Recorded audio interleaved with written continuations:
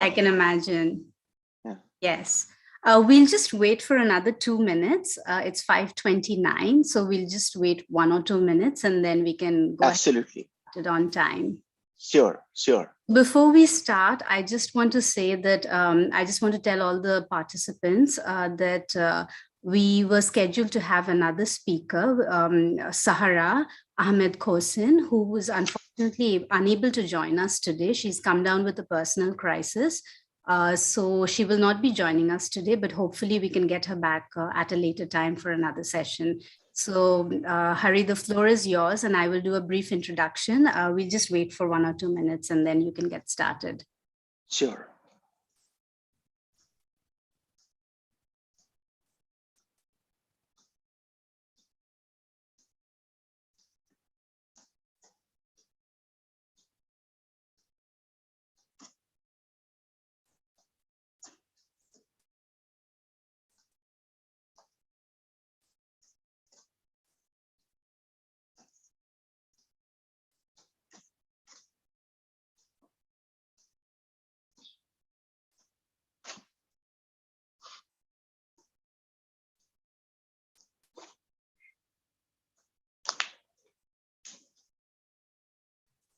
Okay, so it's 5:31 over here, so I think we can get started safely.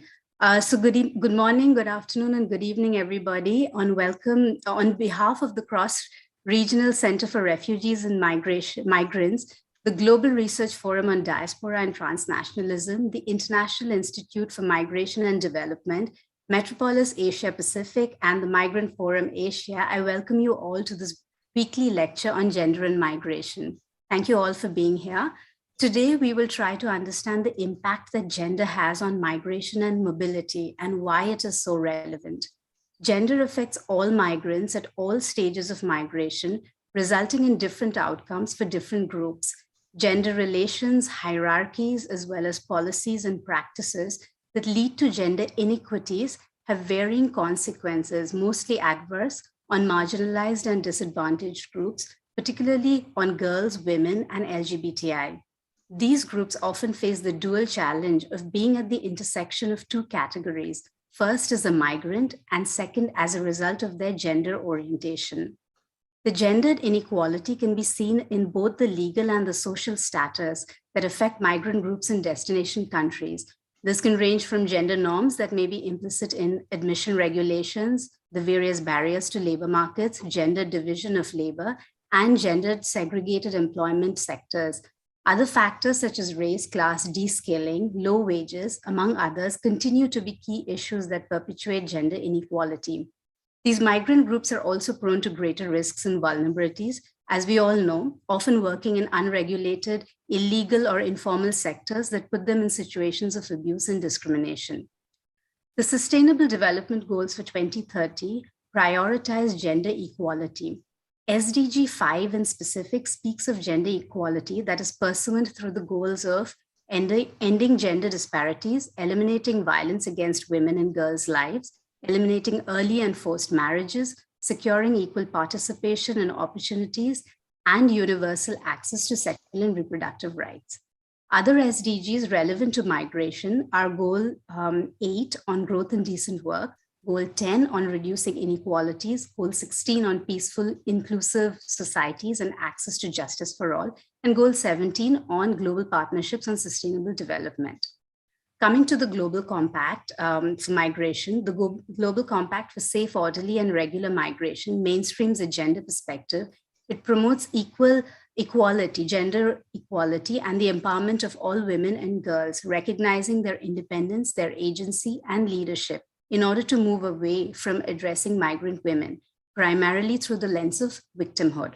It encourages the involvement not only of state actors, but also of other stakeholders, such as local authorities and private entities.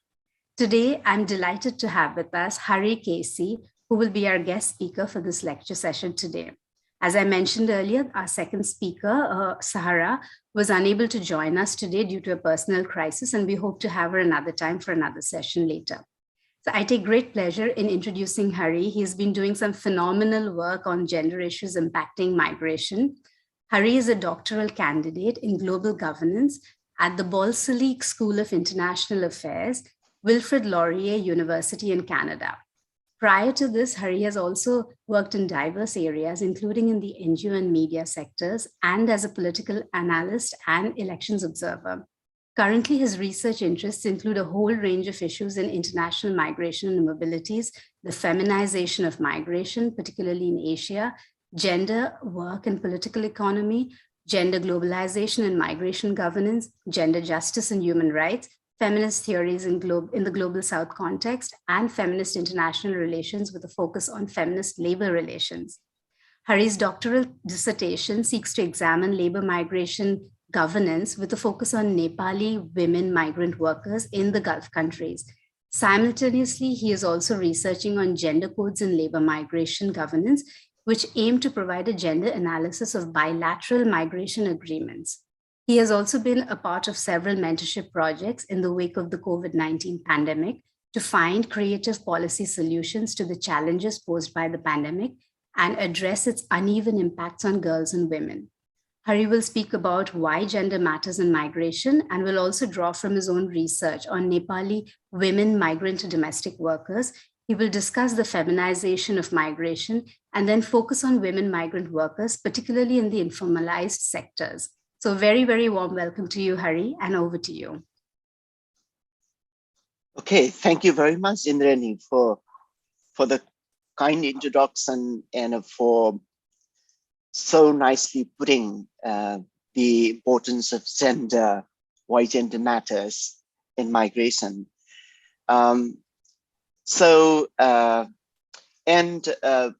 you very much for the organizations, for organizers for inviting me to speak today on gender and migration.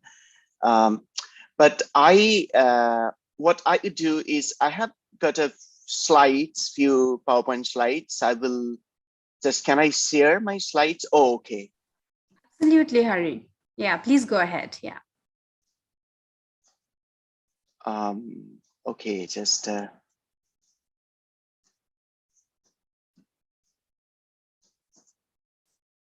So can you see the slides? Yes, it's visible. Okay. So as Indrani mentioned, I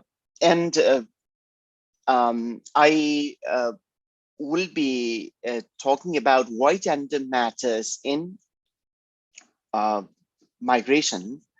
But before I go ahead with my presentation, let me begin with a brief note on my social location and my research, though Indrani has already mentioned about my background and my research, but I hope this will put into perspective from what social location I will be looking at these issues today.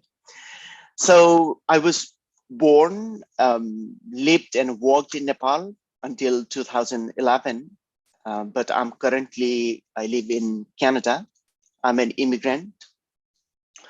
As for my research, I'm currently a doctoral candidate in global governance at Balsillie School of International Affairs, Wilfrid Laurier University in Canada. And in my dissertation, I am looking at the issues of women migrant domestic workers from Nepal to different countries in the Gulf region.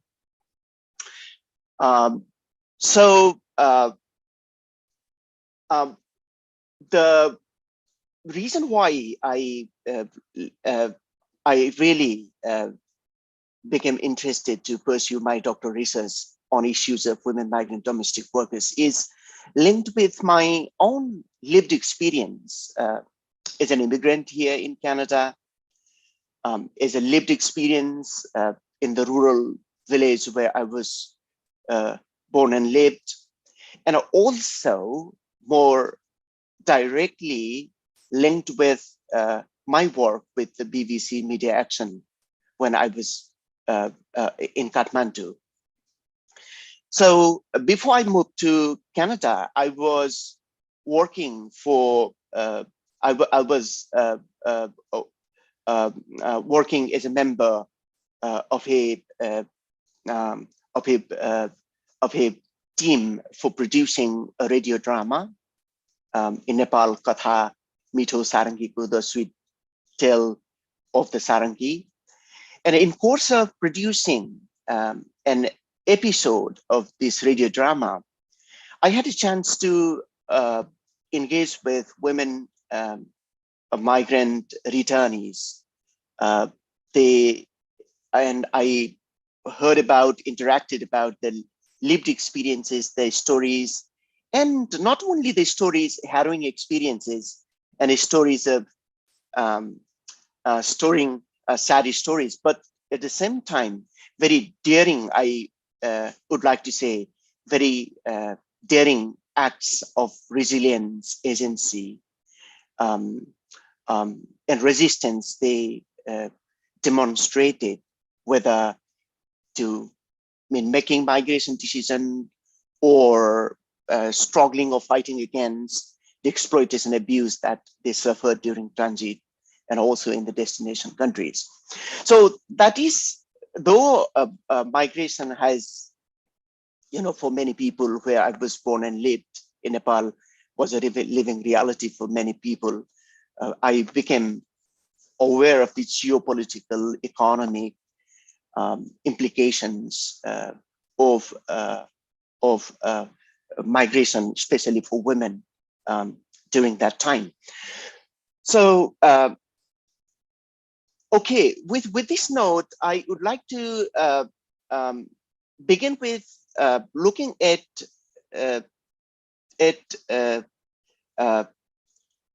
migration of women in the global context. Then I will move on to especially women working in the informalized sector. I really like to use informalized instead of informal, because it's not really informal, the work that these women migrant workers do, the domestic work, the work in the service sector, and so on.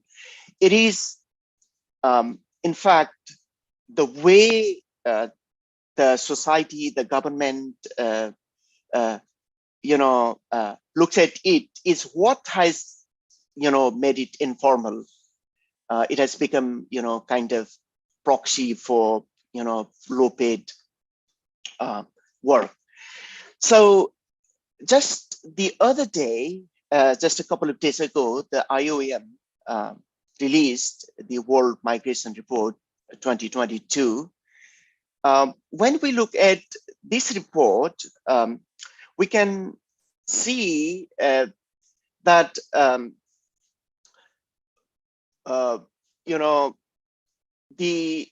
compared to the number of male migrants internationally, the number of female migrant workers has always remained lower than that of the male migrants if we look at it over the past 20 years. And also, what we also notice is that this difference has been increasing over the years. So the difference is in 2020, it is 52%, almost 52% male migrants and 48%, 47.9% women migrant workers. But when we look at the global data on women migrant workers, in terms of numbers compared to the past years, the number as such has dramatically increased. But when we look at it in terms of comparison compared to male number of percentage of male migrants, it has not really increased. I mean, it has decreased in compared to the percentage of male migrants. But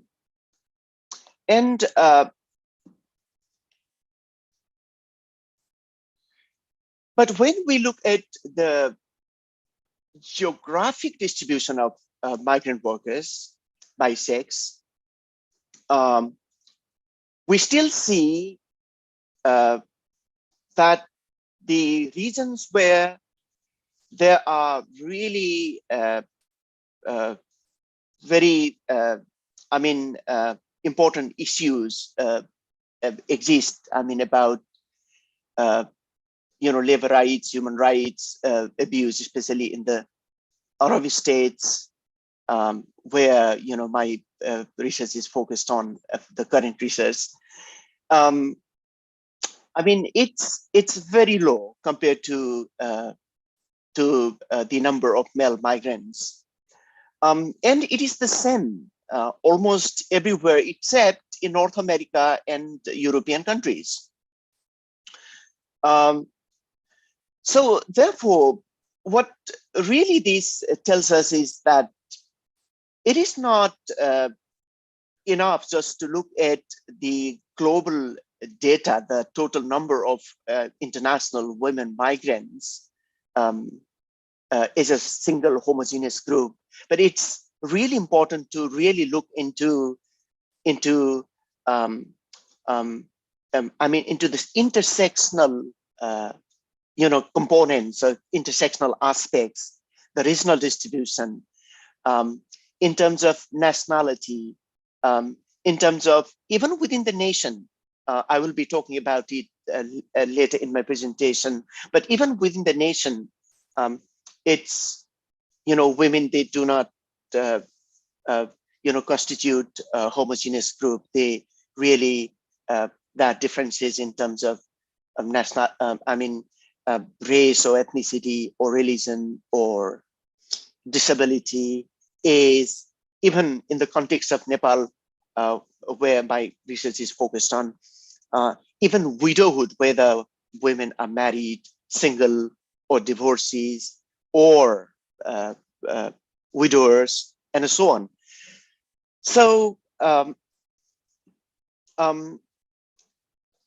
then with this global, just a global overview, I would really like to talk about how the increase in the number of women, though it is lower than that of male migrants, international migrants, this phenomenon has been, many scholars have described this as the feminization of migration. Stephen Castle is one of the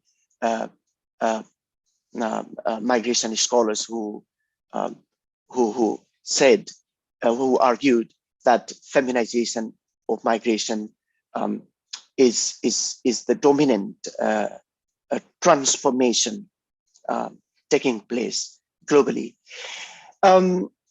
So when they sorry talk about the feminization of migration, I mean, it's not, there is no agreement in how this concept has been defined, but it is mainly used to refer to the increasing trends of women migrating not as dependents, but in their independent capacity as dependents at working workers, not as not as dependents. And those who do not agree with this concept, their argument is that no, this is not a new phenomenon. The feminization of migration has always existed, and that is true to some extent because women have been on the move you know, for quite a long time. I mean, mobility is integral part of human existence.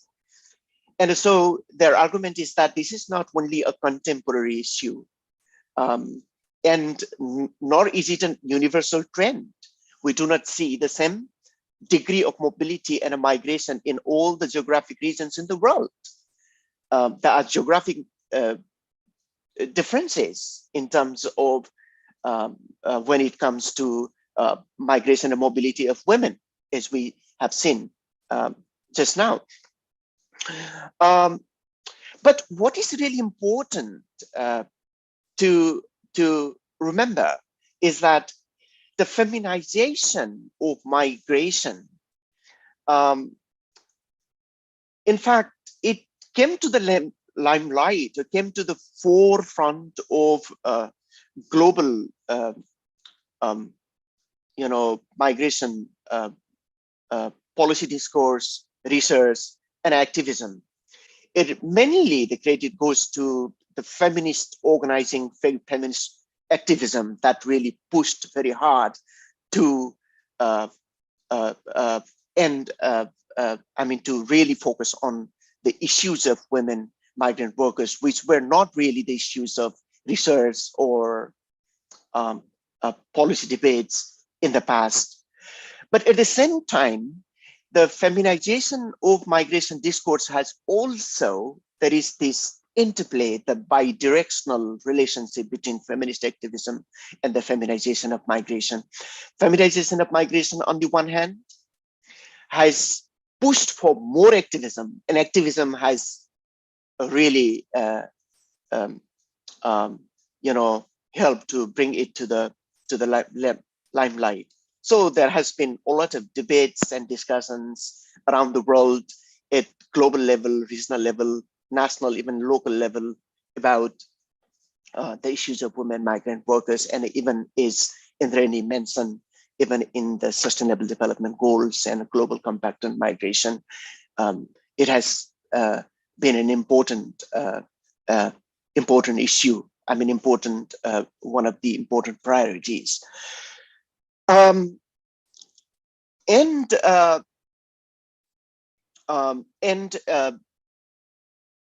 So when we look at, especially as I come from academic background, though I really try to, I really believe in bringing activism and research together, but since I basically come from academic background, so when you look at this literature, the feminization of migration,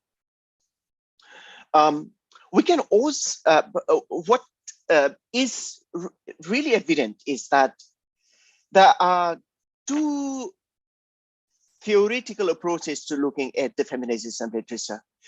The first one is the micro, and the second is the macro and the micro. The macro perspective looks at the feminization of migration or transnational migration of women within the broader global perspective of the structural changes, globalization, neoliberalism, especially that really was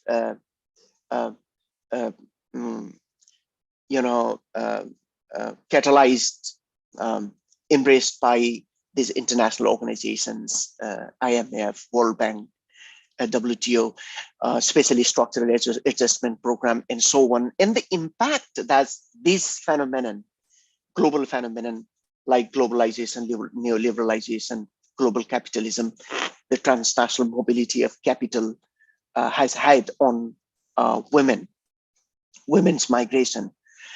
And on the other hand, the micro approach looks at the agency of women, especially despite the constraints and barriers, and there is this, the focus is on agency of individual women migrant workers. So both of these approaches, I mean, have their own arguments, and that's significant. Um, but I think that these both approaches, I mean, there is a need to really be cognizant of both the macro and the micro, the agency, as well as these structural conditions or structural aspects that really create a conducive environment for women's transnational migration. And also these aspects of agency and resilience, but not to the extent of romanticizing their agency, women migrants' agency, but really the acts, but really the resilience that they demonstrate in during the migration journey.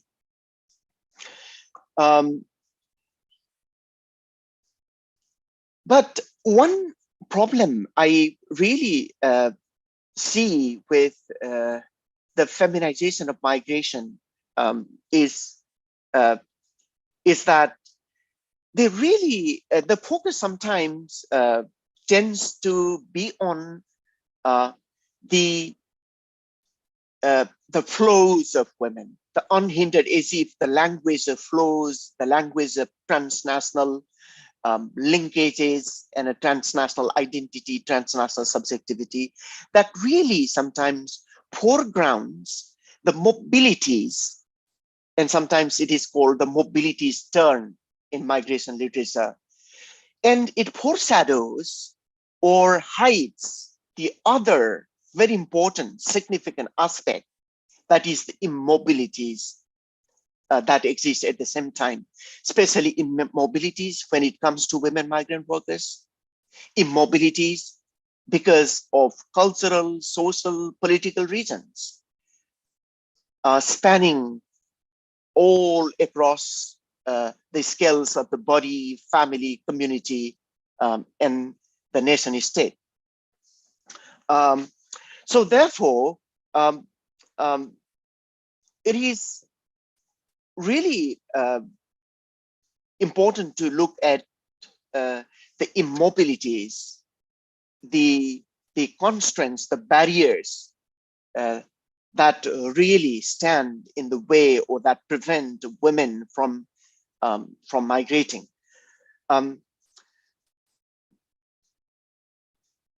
So, and the other thing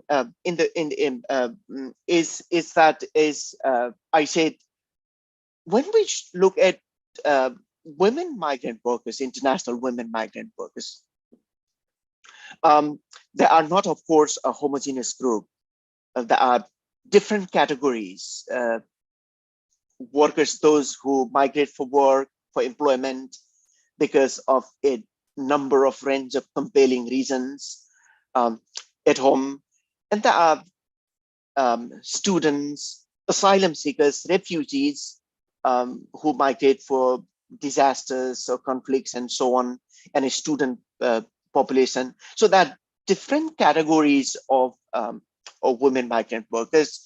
So today, in the rest of my presentation, I really want to focus on women migrant workers, those who migrate for work, not refugees or asylum seekers or student population and so on, especially migrant women who migrate for work, and even within among women migrant workers,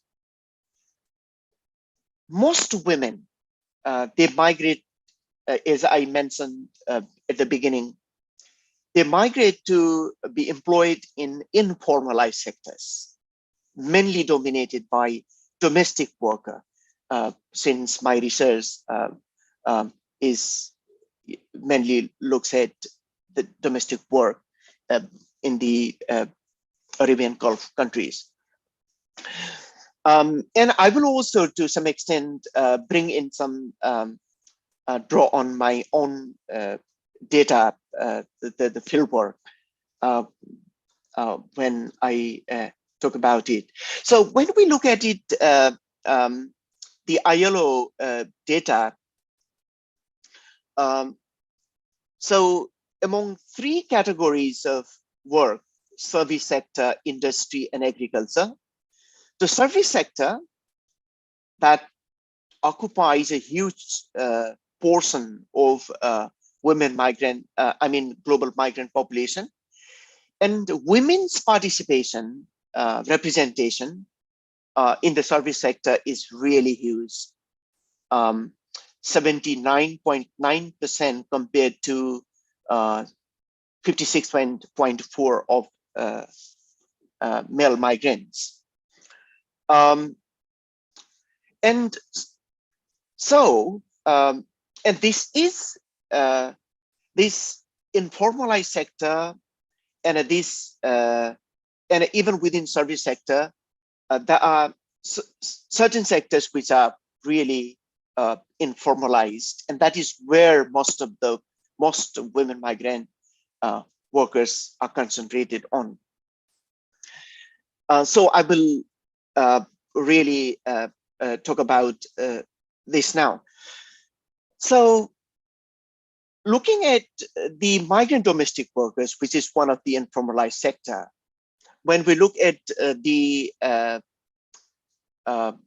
share of migrant domestic workers, is a share of all domestic workers, because even among migrant domestic workers, that domestic workers working within the national territories and those who migrate internationally, transnationally to work as domestic workers. For example, Nepali women migrating to the Gulf region to work as domestic workers. And also migrant domestic workers is a share of all migrant workers. So when we look at the share of migrant domestic workers, the share of all migrant workers, it is very small, 7.7. But the number is really huge, 11.5 million women migrant domestic workers. And likewise, of all women, of all domestic workers, migrant domestic workers, 17.2%. So it shows that the number are really huge. So when we look at it in terms of percentage, it looks not that big, but when we look at the number of women, the total number of women working in this informalized sector, especially the domestic sector, there is a huge presence, there is a huge representation of women. So ILO, according to the ILO, so the total number of domestic workers globally is 75 million, and women constitute 75% of all domestic workers. So there is a huge discrepancy. Disproportionate distribution in terms of male and female workers involved in this sector. And domestic work that really occupies a very important, plays a very important role, because 8% of women's wage comes from domestic work globally.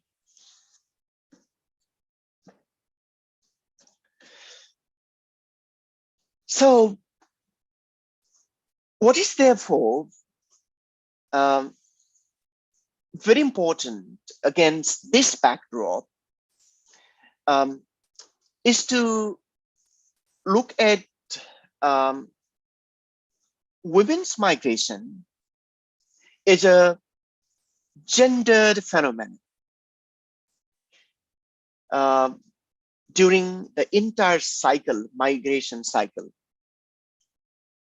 the experiences, the prospects as well as the barriers that male migrants and women migrants experience during their migration journey is set, determined by their gender and many other axes of discriminations and their identities that I will be talking about a bit later.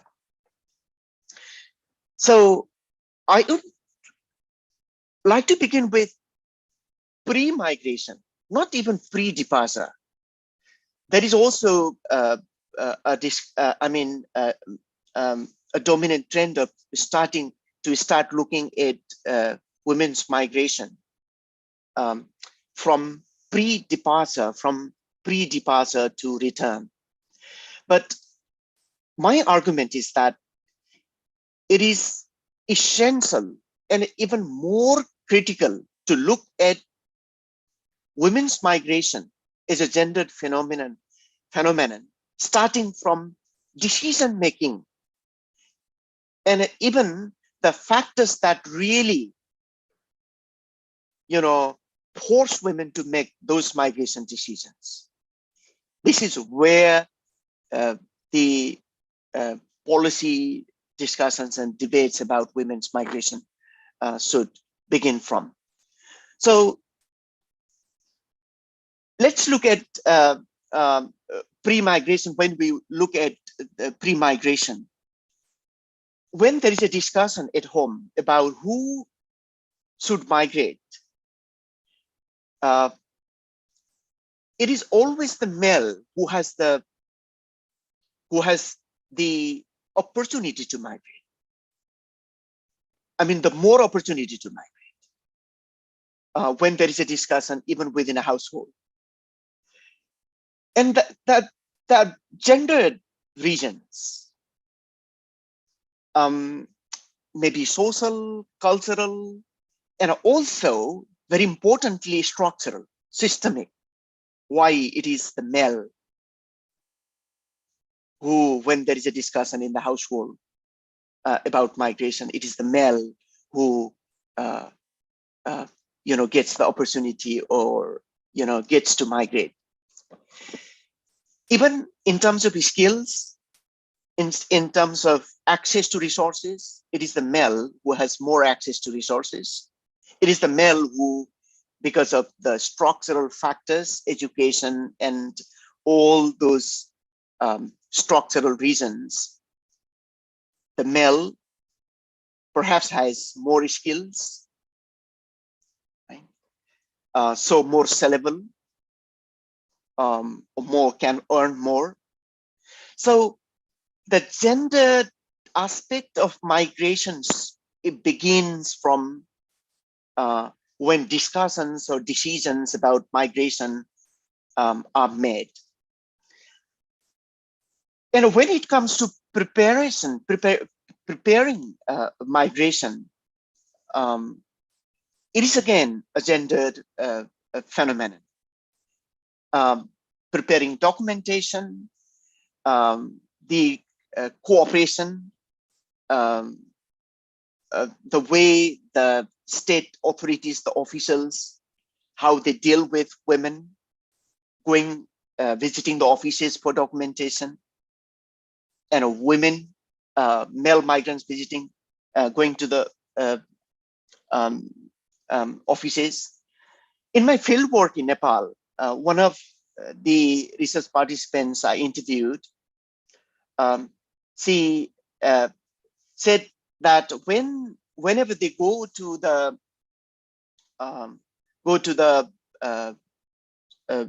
district administration office to make their passport, they are always questioned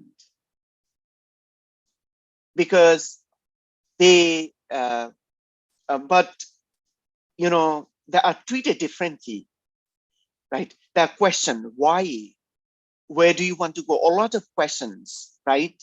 They get asked when they really want to make passports. I mean, this is just an example. But no one will really ask similar questions when men, they prepare documentation. And transit, there are a lot of gendered risks of exploitation abuse for women, migrant workers, especially those who are migrating for informalized sector, because a large number of women, they migrate through informal, unofficial channels and routes. As a case in point, most women I interviewed in Nepal migrating to the Gulf countries, they said that they migrated through India, and some said even through India, from India to Sri Lanka, and from Sri Lanka to the destination country. So there is a reason, because in Nepal, the government has imposed bans. They cannot officially, quote unquote, and officially they cannot obtain work permit and migrate officially for domestic work.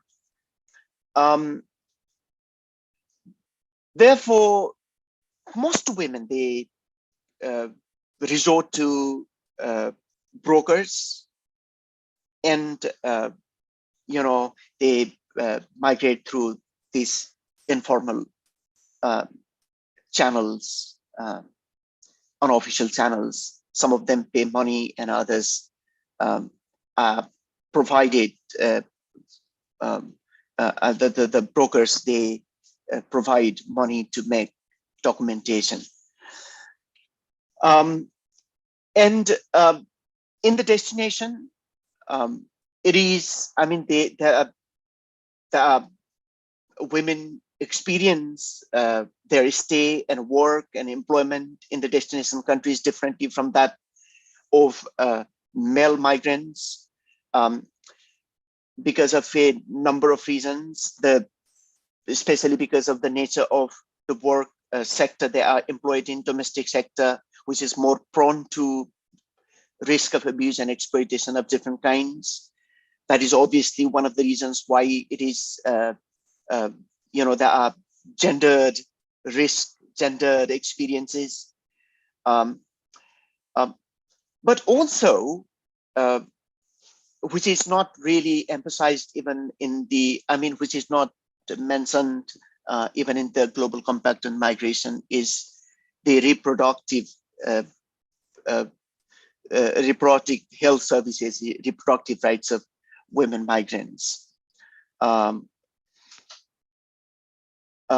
So the women experience during the complete entire cycle of migration, they experience migration differently, and when they return, it is different. Their experience is different, because when they return, if they make money, make money, then maybe they get respect in family, in the society. But if they return without making money, or before the expiry of the contract, then there is this stigmatization against women migrants, associating migrant women with sexual promiscuity, and so on. So in one of the in the field work I conducted in Nepal, I was interviewing a women migrant returning. When I was towards the end of the interview, her husband was sitting beside and listening to the whole conversation. Though that is, when we talk about the standard ethical research field work. It's not considered to be ethical, but when to conduct research in many migrant origin countries, it is really impossible to have interviews or to interact and engage with women migrants separately or confidentially. And at the end of the interview, when I asked what her future plan was, what her next plan was, whether she wanted to remigrate or wanted to do something else, then her husband was listening to the whole conversation. He suddenly jumped in and said, "No, there will be no migration. It's enough now. It's enough. There will be no migration. She's not going anywhere. She will be home." And I was surprised, but it was not that difficult to understand why her husband reacted that way. Because women, even if they migrate, they have the responsibility to care for their own children, to provide for them, to take care of them. But when the male members, they have to take care of the children, then they consider it to be a burden. I mean, they consider it to be not, it's their responsibility to raise children. It is the responsibility of women to raise children. So what I am doing is staying home. Perhaps he thought that, I mean, he was, doing all of that out of generosity for his wife. And also the power, sometimes women, they do not only, I mean, with the money and with the experience of migration, they also get empowered. And with the empowerment, that also has an impact in power relations between wife and a husband in society. And that is also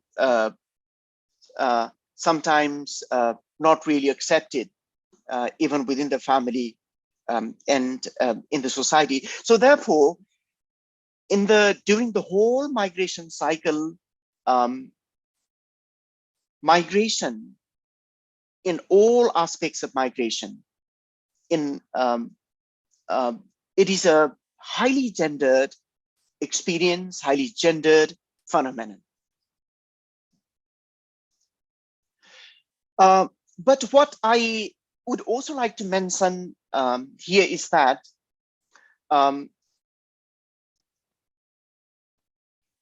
in policy debates, even in research, when we talk about gender, there is this tendency of looking at gender in binary terms, male versus female. But in some case, situation, even there is a conflation between sex and gender, sexual orientation. Gender is a social construct, sex is a biological construct.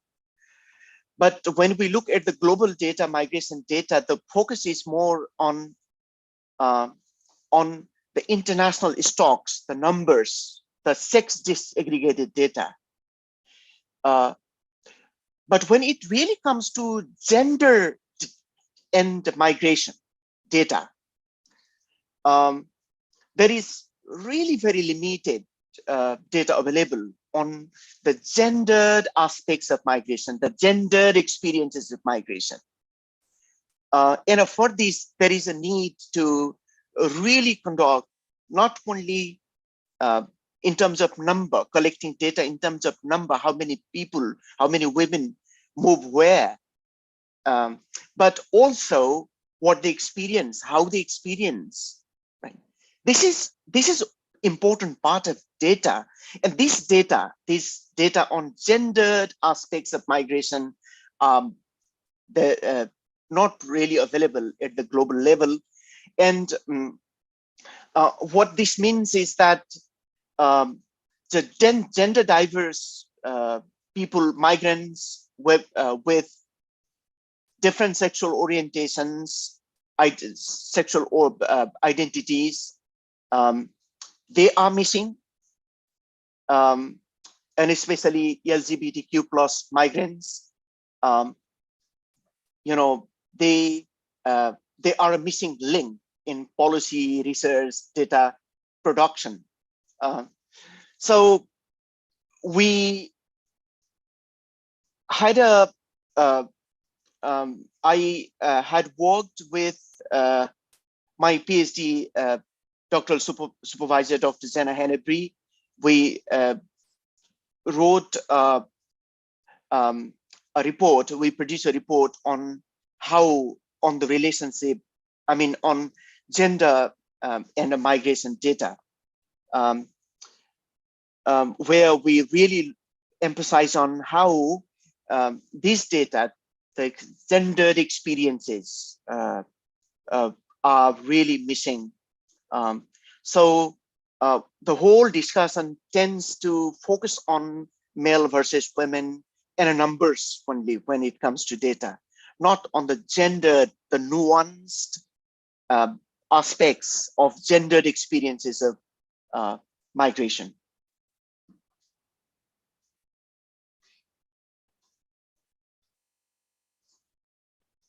So is it okay, or do we need a break, or Indranee? Yes, Hari, we can give you a break. Absolutely. I know you've been speaking for a long time and it's a complicated subject. So maybe we'll take a 2-3 minutes break. Sure. If participants have any questions, they can start typing and maybe we can come back and address them. I know Dr. Raj has put out a query over here. And maybe some of the others will also have some questions. So perhaps, you know, in a few minutes, we can start again. Sure, sure. Thank you. I'll just read out Dr. Raj's question in the meanwhile. She mentions that I like the macro and macro approaches to understanding women's migration. I would like to raise the issue of women's migration on their own and their gender roles as they exercise their agency in the world of work. You can come back to us at convenience.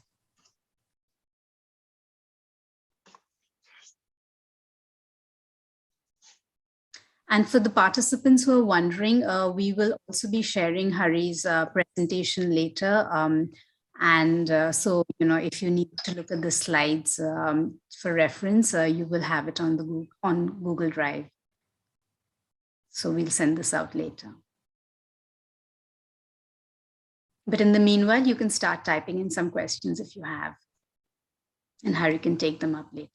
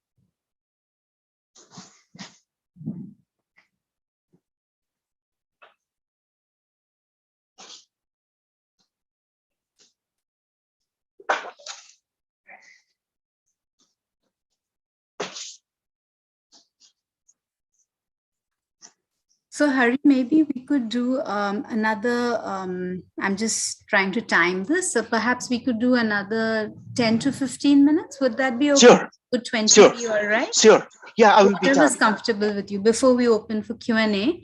And then we also have Dr. Amba Pandey for the closing remarks. I will do a brief introduction for her. So Sure. perhaps maybe another 10 to 15 minutes would be fine. Would that work? Sure. I will wrap it up, sure, hopefully in the next five minutes. Okay. No, you can take longer. That's fine. Yeah. Okay. Have time till 7. Thank you.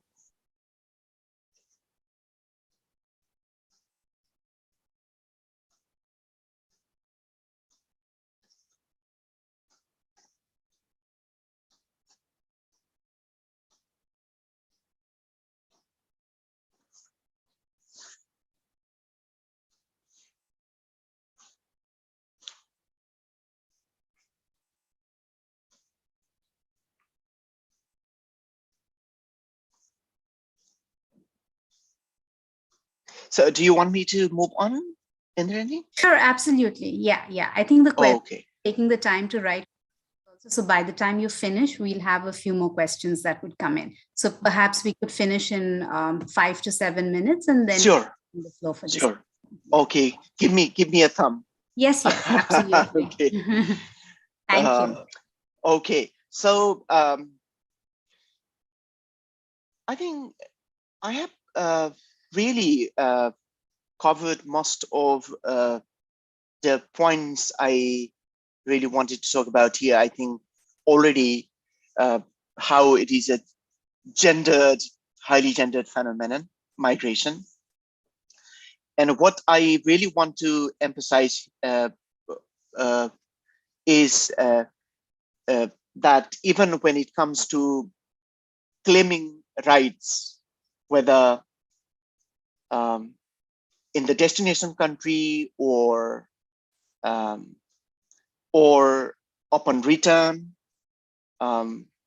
again, it's a highly gendered experience, and also the use of remittances, control over remittances, even if women earn money, make money, send remittances home, and who has ultimately the control over remittances.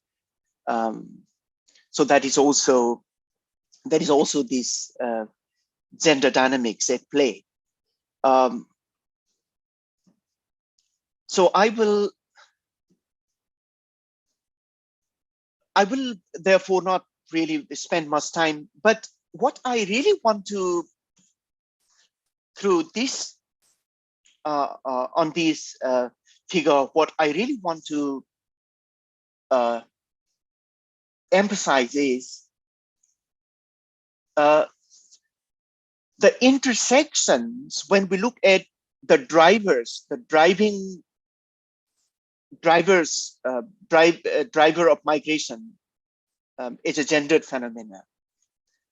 So what really drives women for transnational work, I mean, migration, this is how I look at it. In the context of globalization, neoliberal capitalism, and especially the global goods from the global market, commodities flooding every nook and a cranny of each and every corner of the world, country of the world. So on the one hand, there are a wide range of locally or nationally pre-existing gender oppressive systems at work. Social, cultural, political, gender oppressive system, the systemic structures that really discriminate and oppress women. And on the other hand, because of these globalizing forces, the translocal and transnational global forces coming in, and when they when they interact with one another, the local oppressive systems and the global systems, especially processes, this is what really creates the tipping point for women's migration. Because in my research, especially, that is the point when women really decided that they should migrate. No, life is not going to run this way. I should migrate for education, for example, children's education. So we can see the pressure of the global forces here because of social prestige. They have to send their kids to private schools in Nepal, what they call boarding schools, English medium schools, which are expensive, more expensive than uh, the public schools. So they need money, cash income. They have no source of income. So therefore, they really feel that for their children's education, they should migrate. So this is just an example. But as a whole, on a whole, there is this complex interactions and intersections between locally existing, endogenous and exogenous, pre-existing, internal and external forces and processes coming together to create the structural conditions for women's migration.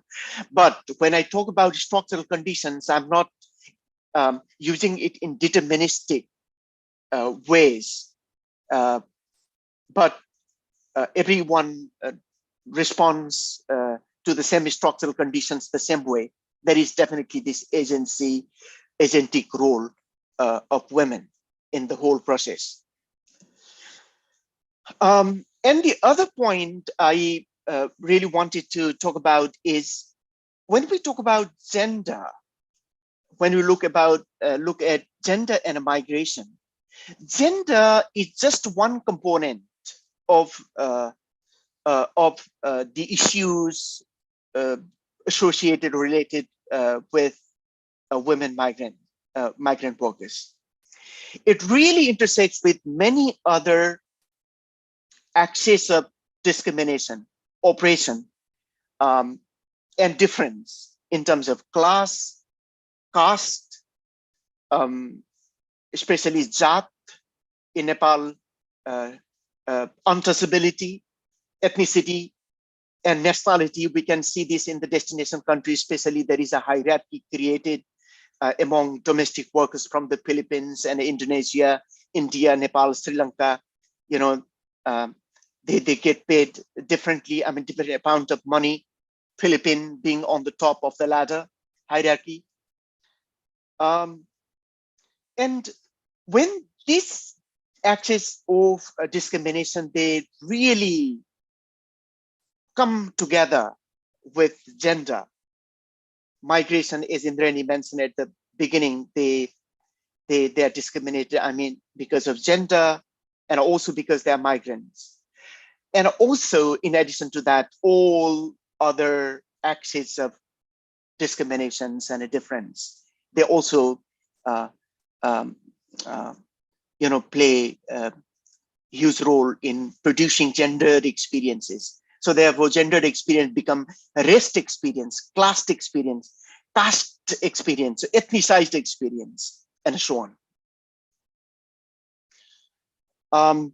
And in the pandemic, it's difficult to predict what will happen. The gender drivers will exacerbate. My husband has been rendered jobless by the COVID-19 pandemic. There is a quote I have cited from the Kathmandu Post. He's alcoholic now, so he idles away in the village, getting drunk. So the drivers, there is this exacerbation of the driving forces because of the pandemic. And on the other hand, there is tightening of surveillance and new bordering practices in place. So it is very difficult to say what direction the transnational migration of women will take in the post-pandemic era. And there is also these xenophobic and racist sentiments on the rise. But at the same time, to be optimistic, the pandemic has again brought reproduction, just like the feminists in the 1970s, 1960s and 70s in the United States, they really played an important role to really bring reproduction at the center of discussion, at the center and of production, how production, reproduction, there is no really, they are not distinct, they are really not separate phenomena. So just like that, maybe this has brought reproductive work to the center of discussion, because reproductive work is what is called the essential work. So it all depends on how the nations, all relevant stakeholders and entities, they really move on. So I will, what I would say is that, again, to be optimistic, this is not something that can be done overnight, but just like the GCM emphasizes in whole of society, whole of government approach, if we really, we can see some hope when there is this approach. And there is we have, I don't know, there is a link here. I couldn't open it. I don't know. I couldn't open it, but Gender Migration Hub. This is one of the projects I'm involved in right now. This is led by my doctoral supervisor, Dr. Jenna Hennebury. So what we have done here is that for policymakers, civil society, for governments, and all others who are involved in issues of women migrant workers, best practices. There is not one fits for all thing in migration or migration governance, but we have brought together best practices from diverse countries, from diverse places, geographic regions. So I would encourage you to have a look at this website. So with that, I end my presentation. Thank you very much. Thank you, Hari. Thank you very much. It's such a complex topic, and you've put it so simply, for our students to understand. Of course, we cannot wrap our heads around it in just a few slides, and there are so many nuances you mentioned. But thank you for doing this. I'd like to open the floor for questions right now. There are a few that have already come in on the chat. You can also unmute yourselves. I'll start reading out a few that have already come in, but after that, you can start unmuting yourselves and speaking, or just raise your hand, so then I can just call out your name, and it'll be a little more organized. So we have one question. It says, it's an interesting study. Thank you. My question is, what challenges do families of women migrants face while away in another country? Family migrants. Yeah, that's an important issue, very important question, because there has been a lot of discussion on the social cost of migration, separation from children. In my field work, I came across such a situation. One of the women migrant in Nepal, returnees, she was a divorcee, and she had just one son. When he was 5 years old, she migrated to the Gulf. And since then, she has been traveling back and forth. And she was living alone by herself. And when I asked about her son, then she said, he lives with my sister. Um, and she also said that he doesn't really want to come and live with me because he does not really think that I am his mom. He's more intimate, close to my sister. I mean, there was this pain of being separated from a pain of separation, and having lost this intimacy, this love, the bond with children. So there is a lot of social costs associated with women's migration.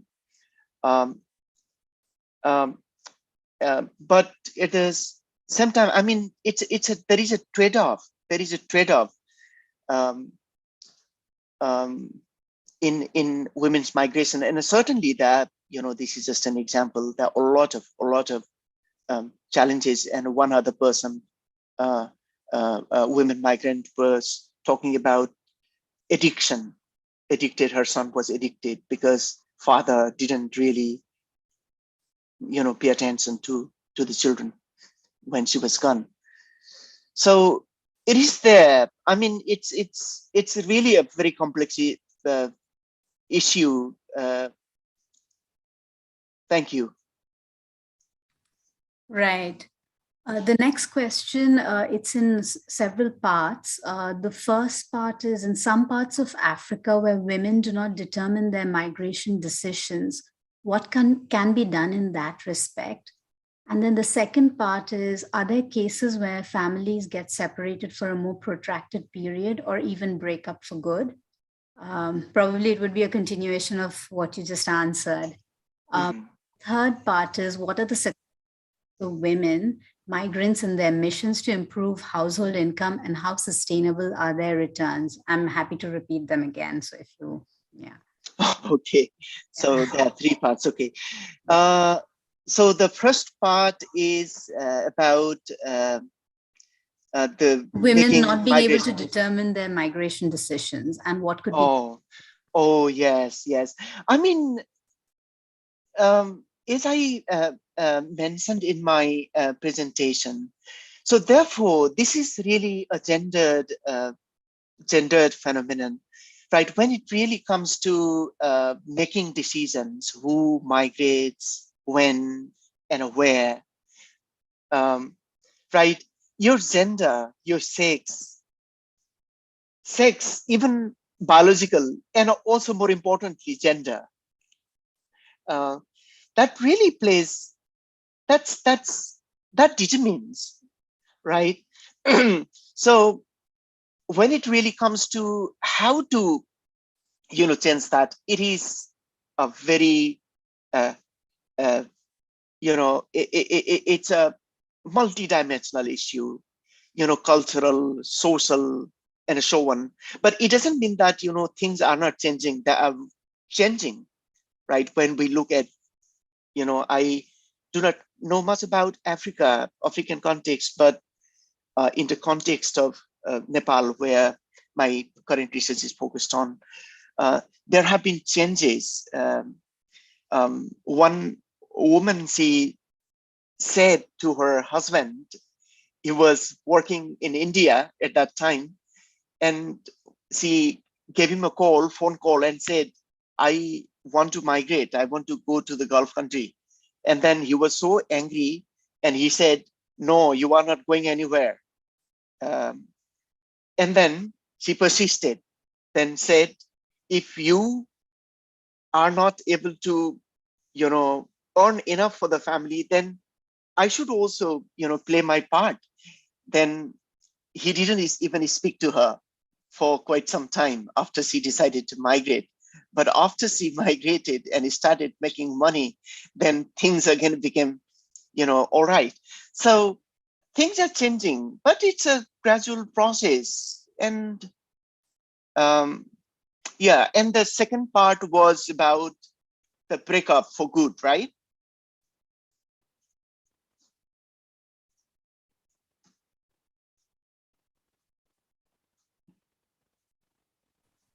Sorry, I think I was on mute. I'll just are there cases when families get separated for a more protracted period or even break up for good? Oh yeah. I mean, there is also cost associated with separation, but also separation, sometimes migration, you know, um, acts as a proxy for divorce in some cases, and that's very common. I could see that separation for good, because especially because of taboo, social cultural taboo of getting divorced, but they are not, getting together well, wife and husband, but because of cultural pressure, social pressure, family pressure, they cannot be separated legally. And migration, as the husband migrating to a different country or woman migrating to a different country, though not legally separated, but they're living their lives in their own ways. Yeah, I mean, in that situation, migration, seems to act as a proxy for divorce. The last part of the question is, what are the success rates of women migrants in their missions to improve household income, and how sustainable are their returns?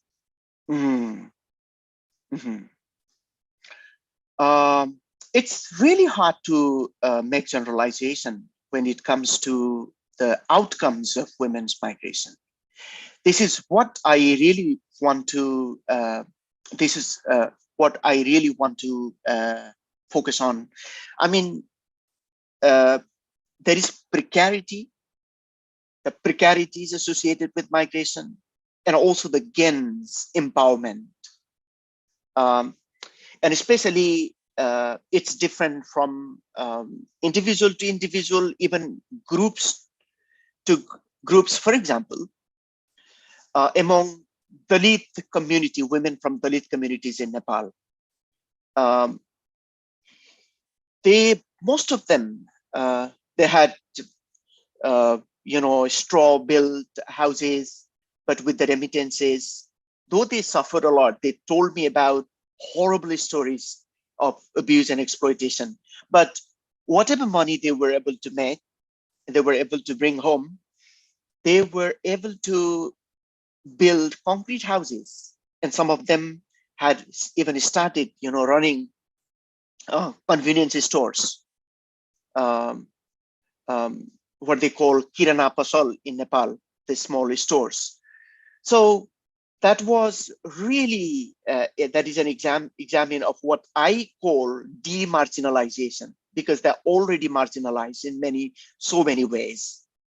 For their gender, not only gender, more importantly, their jat, their caste, ethnicity, class, and so on and so forth. But in some cases, there is, upward and a downward mobility. It's really difficult to generalize, but both success stories and stories of failure, they exist simultaneously. Right. Since we have 10 minutes, I'm just going to quickly go over some of the other questions. Mr. Anil Kumar, he's just making a statement here. He says it's a very good lecture on gender identities and migration. However, for India, this problem is existing even within India.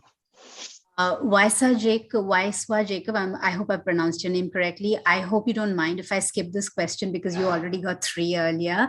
But challenges associated to women on the move, yes. And I think Hari has covered some of it in his talk as well. Joan Gloria mentions, here in Kenya, we're experiencing more women migrating for labor, especially to GCC countries. Could this be attributed to the domestic work that are available there? What are the impacts in the society, especially in their origin countries? I think you've part of it, Hari, but if you'd like to further comment on this. I mean, yes, one of the factors why a lot of women from Kenya and also from other parts of the world, of the countries, they go to the GCC countries is obviously one of the factors is the availability demand for domestic work. And also this demand is on the rise. I could see, because I conducted my fieldwork in Nepal and also in the Gulf countries in Qatar, Kuwait, and United Arab Emirates. And I could see that, you know, um, the mobility, upward mobility, class mobility is in the air in the middle Gulf countries. People are getting richer, and that means women who are confined to domestic work, they need more socialization and more leisure. So that means that they need more, there is a demand for more domestic work.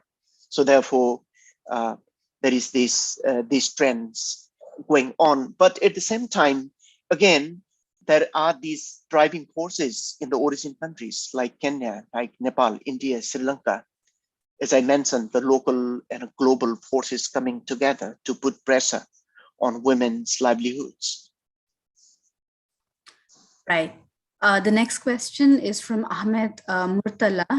He asks, what is the global impact of returned women migrant on the social, political, and economic capacities of women in the country of origin? The impact of returned women migrant on the social, political, and economic capacities of women in the country of origin? I would say that I tend to say that individually, at the individual level, most women, many women, they really go through a lot of abuse and exploitation and very bad experiences. But even if they went through those experiences, at the end of the day, they feel really empowered. They feel really empowered.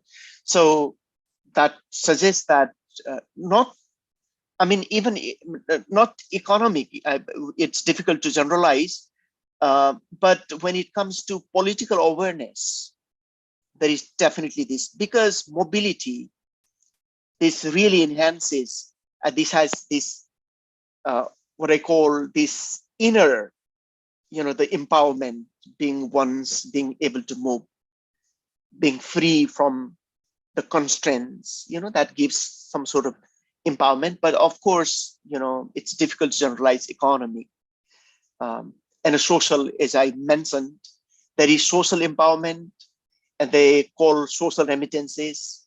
That is an example of social empowerment. But at the same time, there are costs associated with it. So therefore, maybe in the next classes, you will, therefore, governance plays a very important role. We didn't talk about it today, but governance, migration governance. Yeah.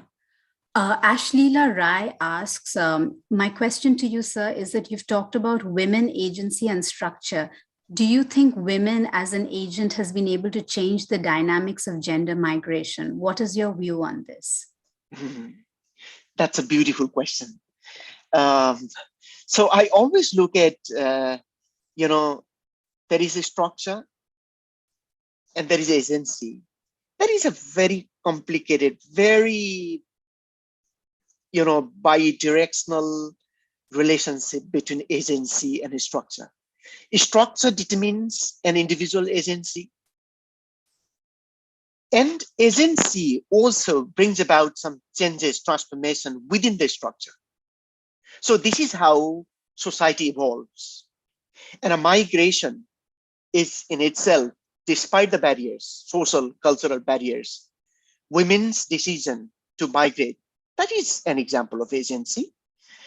And that agency, again, is to some extent influenced by the structure.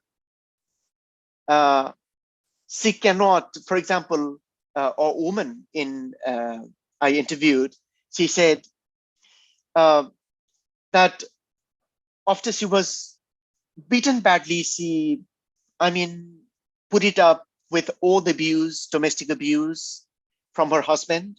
But at one point, she realized that no, nothing I do will make my husband happy. So I need to be independent. So just to be independent. This sense is an example of agency, but in that situation, this is an agency. Maybe in a different context, that is not an agency. Women take it for granted to be independent. But in that particular context, social context, cultural context, just to be an independent and live her life in her own way, this feeling is an example of agency, let alone migration.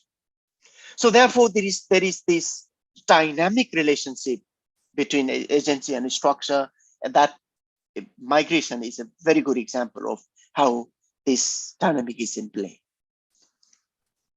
Right. I'm going to ask the last two questions because we are running out of time.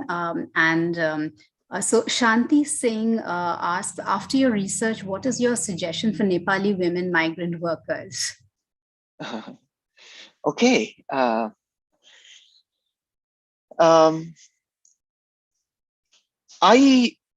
really don't, rather than the suggestion for women migrant workers, I think they are very good agents, good actors, very resilient, very agentic.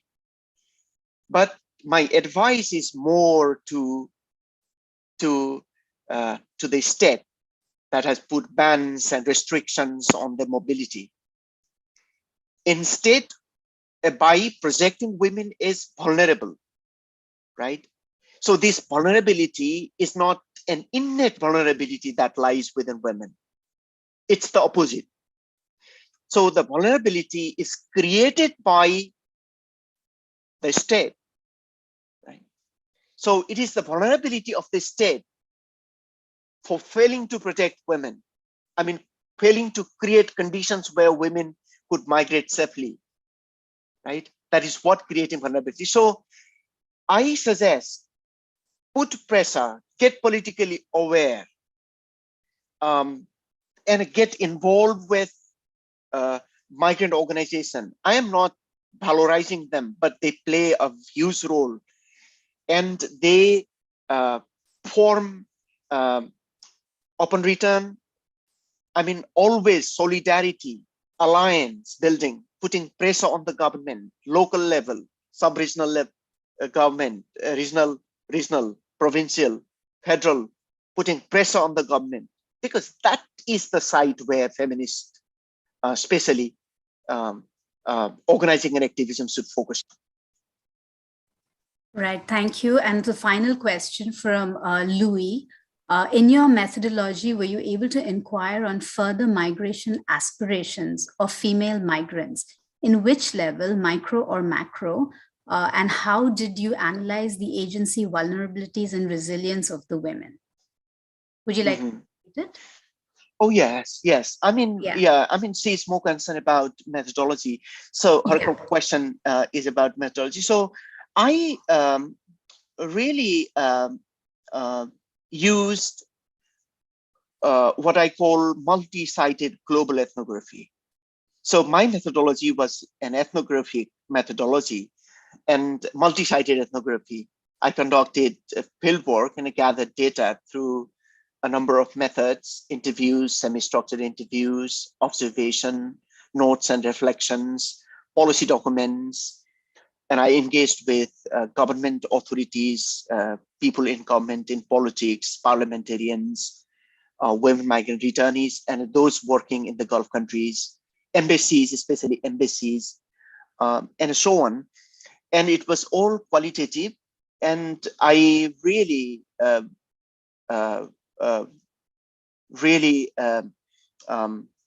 mean, all the data was collected in the Nepali language, and I translated it and I analyzed it using NVivo. If I mean that is too technical, but was the last part? What was the last part of the question? Can you repeat it? Yeah. The last part is in which level, micro or macro, and how did you analyze the agency? Okay. Oh, aspirations. Resilience. Yeah.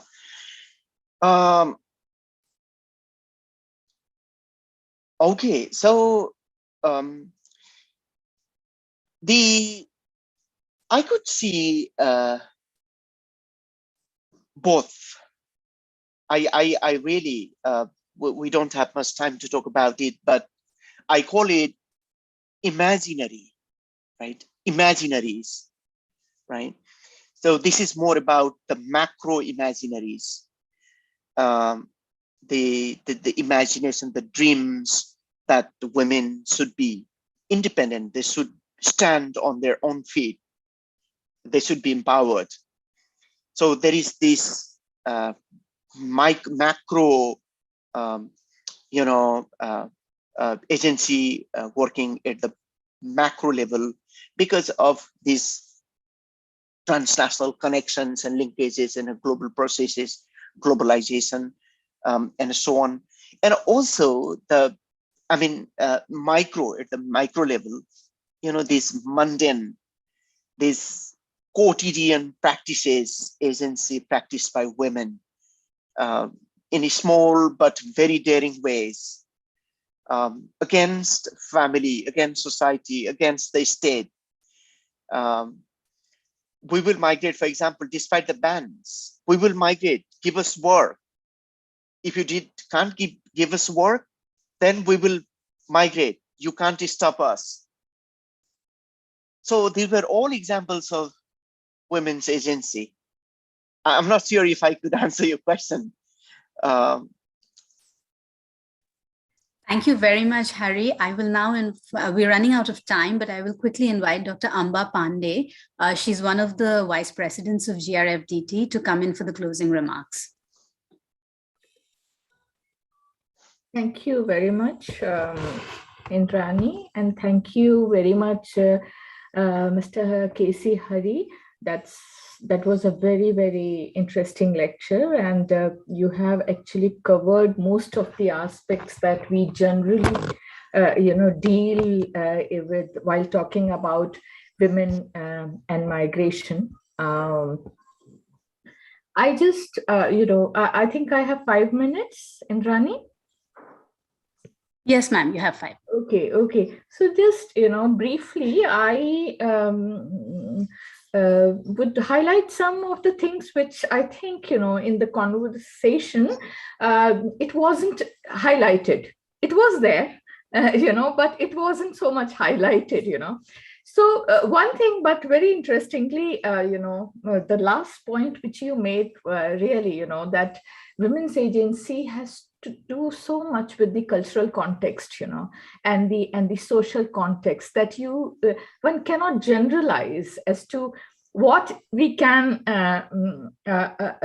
call it as agency, because, while in one of my presentations, I was talking about indentured women, and what they faced in the colonies, and so I highlighted how even after so much of exploitative situations that they faced, they had the courage to finally make sure that their daughters are educated, and they are working, and the audience thought that what kind of agency is this?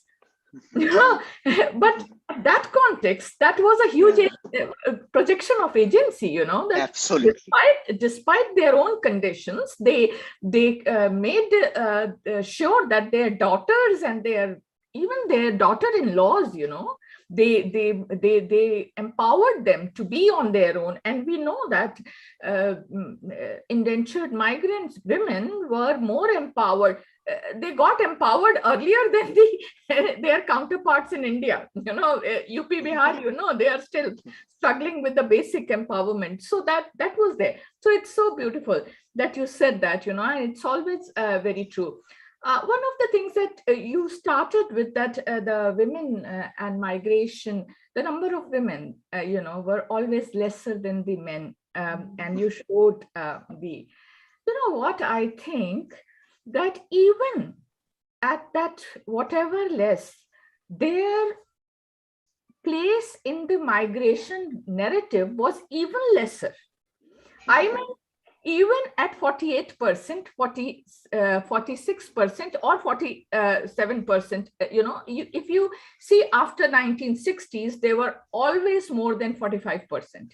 Yet they were not there in the migration discourse at all.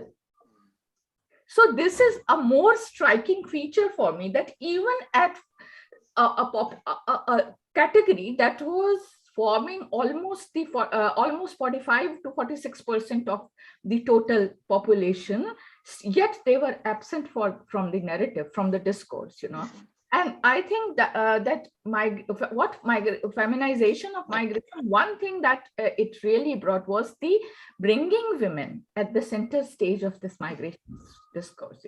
We are talking about women in the migration discourse, solely about women, different aspects, and as the studies develop, different aspects will come up.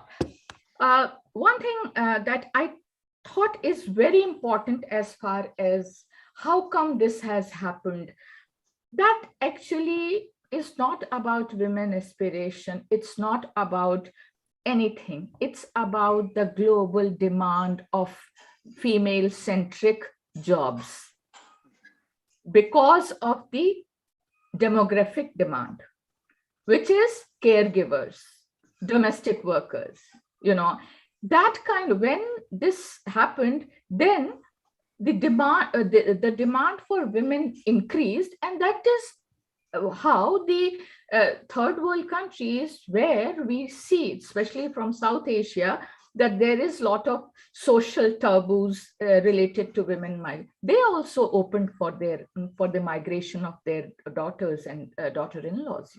That was because money was needed, and that kind of job was in demand all over the world, and that is how this path was opened. And it is not, when we talk about migration, women worker migration, we also have to see the different categories within that. That is highly skilled, semi-skilled, and unskilled, because all these categories of women have their, they show different kind of agency, they show different kind of, they also face different kinds of problems according to their demand. For example, if you see highly skilled women, you see that if they marry, then they are not allowed to work. So despite being an IITian, she is not allowed to work in US because the visa doesn't give her the permission. I mean, if you see that, okay, the husband must be highly skilled, he must be earning, but think from the point of view of the lady who studied with the same zeal, and yet she is not given the opportunity to work. So these are the, very nuances of, very fine nuances, because within this category, and if you see the nurses, like India is sending large number of nurses from Kerala. What we find out that, yeah, I mean, see, everything related to women is so much gendered that these women, if they go, the husbands, I mean, they are human beings. They can very well look after their families the way the lady was doing. But this whole social, psychological thing is so much gendered that they are not being able to fulfill that responsibilities the way the women does. So, these are some of the things that is, that have to be looked in while. And if we are talking about women and migration, then the left behind families or the left behind women are very much part of this discourse of migration, because they form a very, very basic thing. Because see, when women are migrating, how much remittance they are very, women are sending. Okay, women are sending more remittance as compared to men, but because they are mostly employed in unorganized sector, they are paid less, but the amount of remittance they send to their families is more than the amount, the percentage is more than what the men send. So these are very, some of the very fine things that has to be looked into. One more thing that I actually wanted to point out, and I just jotted down that,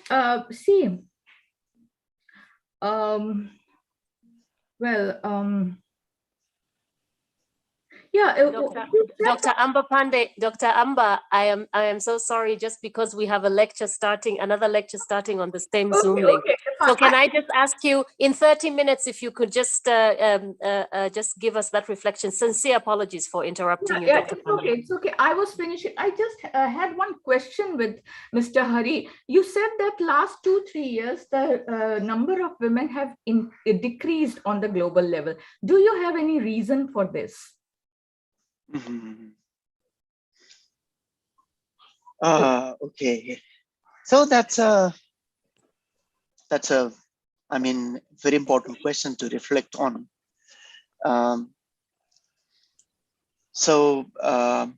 Maybe the number of women has not increased as such, but it is, when you look at it in terms of percentage compared to male international migrants.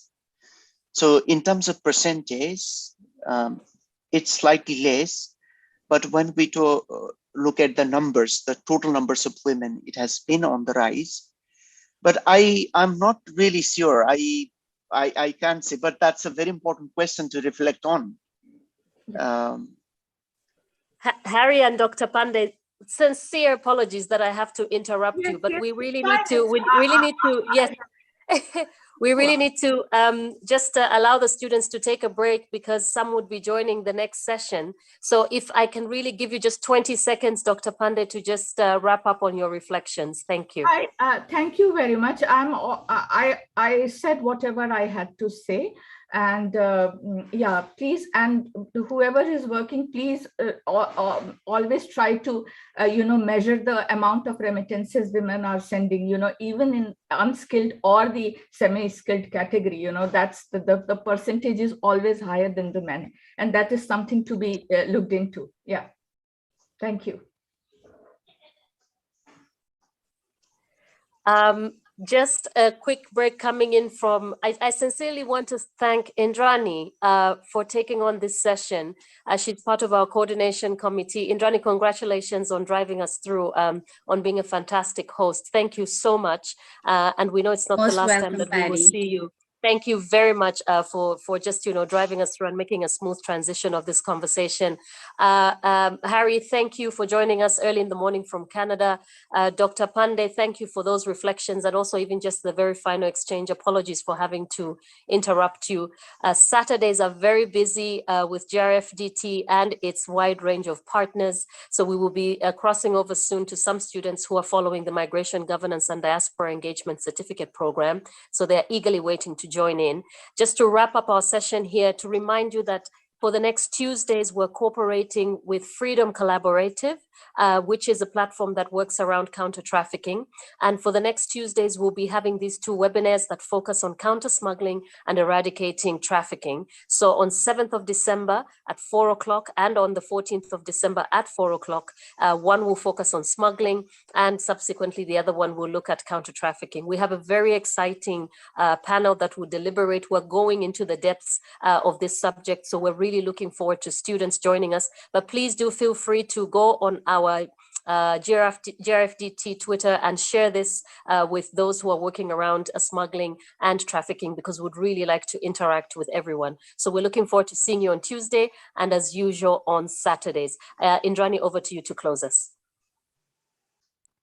Thank you very much. I thank Hari for coming in so early. As Paddy already said, I'm sorry we have to close this, and I think we would have, the interaction could have gone on for much longer, but we are starting another session in exactly 15 minutes, and I know they have to open the Zoom window, but thank you very, very much, Hari, and I hope we can bring you back. You'll be agreeable to coming back to giving lectures to our students. And so from behalf of all of the organizers, I thank you again, and we will be in touch over email, and good luck with Thank your you. dissertation thesis. Thank you. Thank you so much. Thank you. Thank you. Bye-bye. Thanks, Indrani. Bye-bye, everyone. Bye-bye.